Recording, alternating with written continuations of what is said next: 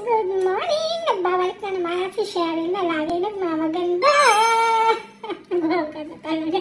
So, for today's video guys, samahan niyo ako. Maggagawa tayo ng adobo for our lunch. Kasi kahapon guys, is nag-request ang aking asawa ng gusto niya ng chicken adobo galing kay Sherry. Adobong laging nagmamatamis. So guys, ang chicken guys is ganito. At kailangan natin siyang hatiin. So, gumamit pala ako ng ganito kalaking sangkalan, guys. Which is itong ginagamit namin nung nagbabarbecue pa kami. Ngayon is hindi na kami nagbabarbecue. At, kasi hindi malakas yung braso ko, guys, para maghati. Ang pinaghahati ko talaga yung asawa ko dito sa chicken na to. And, hatiin na natin siya na.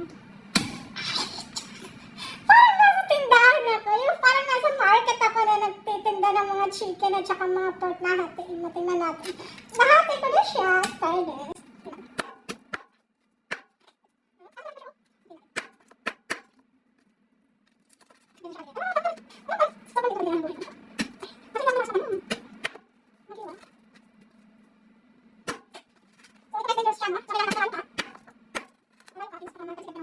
Dahil sa malaki ang chicken guys, kailangan natin siyang hiwain ng maliliit guys. So, I think hindi ko siya nahiwa ng maliliit, pero iniwa ko siya ng pang-adobo.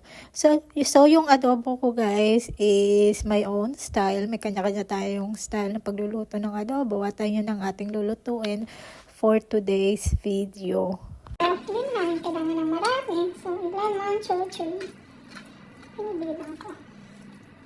Alam mo, natatandaan ko guys, ng mga bata-bata pa kami. yung mga pagkakain kami ng karne is bilang pa yung karneng kakainin namin. For example, dalawa sa akin, dalawa kay Cheke, dalawa kay Rasa, mga ganun. Yung mga buhay ng kabataan natin before. Pero ngayon, nakakakain ka na ng karne. Kahit everyday ka pang kumain ng karne, walang problema.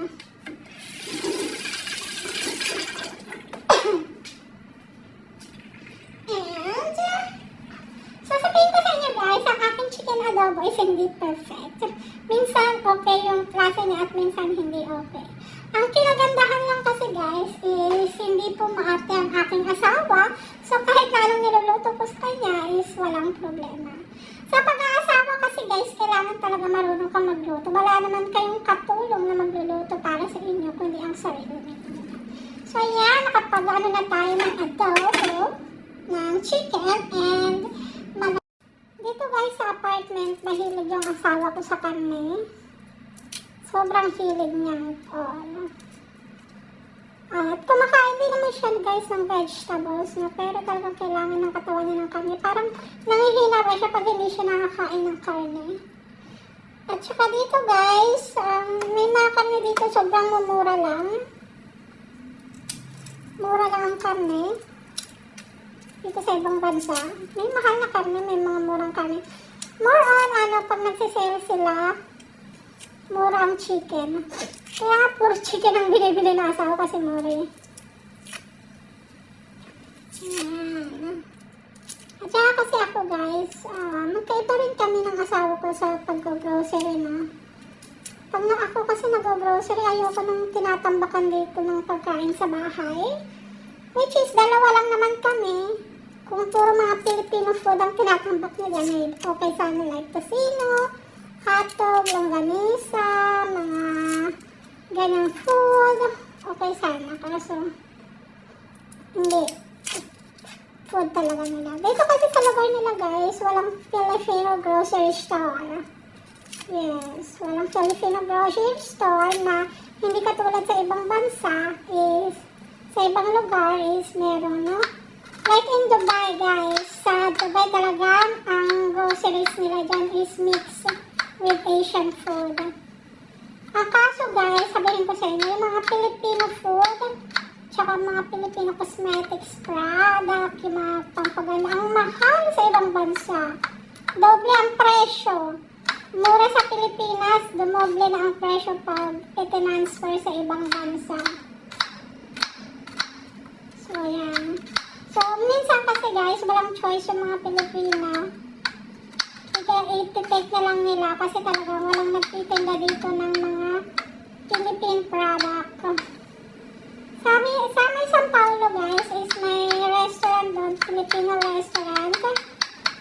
Which is mahal yung mga Philippine product nila doon ng 80, mga ganun. Pero pag sa Pilipinas sobrang mura lang. Kasi pag tina-transfer na kasi dito mahal na. Tsaka mahal yung delivery charge. Ipapackage pa sa'yo, ipapadala pa sa'yo sa ibang bansa. Kaya dumodoble na yung presyo dito. Pag nasa, ibinigay na dito sa ibang bansa. Kaya naman na. Tsaka guys, sabihin ko sa inyo na, yun ang magkwento kung tao na. Dito kasi sa ibang bansa guys is, parang Pilipinas din, no? Lahat ng tao dito nagtatrabaho. Kailangan, sa Pilipinas din naman, kailangan nyo rin magtrabaho para mag-gain ng pera, di ba? Dito rin sa ibang bansa guys, kailangan mo rin magtrabaho. Kasi may mga taxes ka na binabayaran dito. Hindi ko alam sa Pilipinas kung may tax kayo sa mga properties na binabayaran ninyo, no?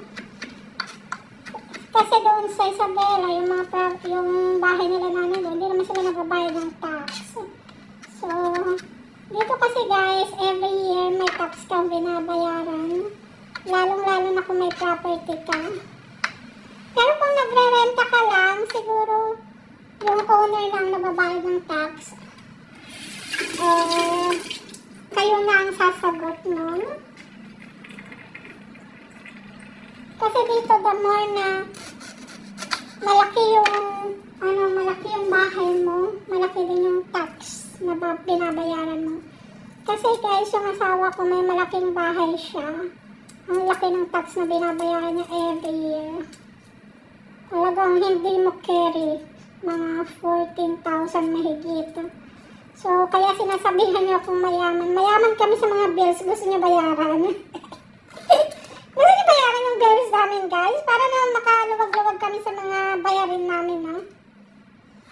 Dito kasi sa ibang bansa, may mga bansa talaga na mahal ang mga cost of living, no? Lalo na kung nagre-renta lang kayo. Mahal ang renta talaga, 100%. Kasi guys, dito sa ibang bansa, maraming mga Pilipino rito na magkakasama sa isang bahay para mabawasan yung mahal ng renta ba, para may kasama kayo. Ayan ang buhay ng mga Pilipino, no?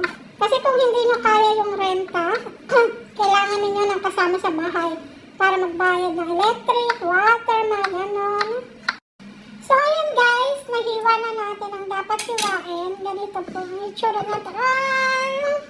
Kasama na lahat. Ito yung gagamitin kong panghiwa.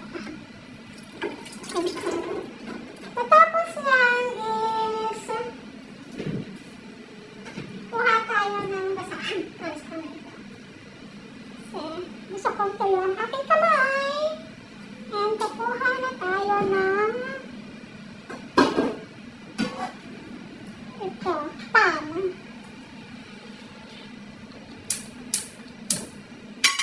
Hindi ko talaga guys makuha yung lasa na gusto ko sa adobo. Kasi wala akong oyster sauce. Soy sauce lang ginagamit ko. Hindi ko talaga siya makuha yung niya.